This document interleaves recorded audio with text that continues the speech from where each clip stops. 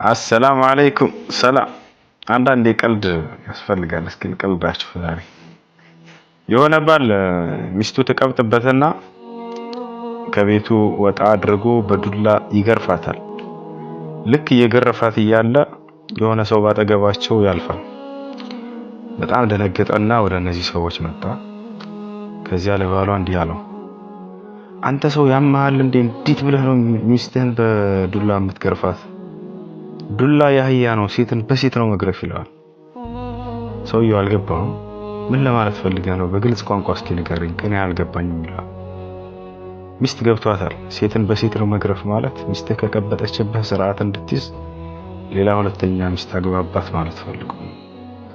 ይሄ ስለገባት ለባሏም ብትለው ጥሩ ነው። እባክህ አትስማው፣ ሞኝ ነው፣ መደብደብህን ቀጥል ዝም ብላለች።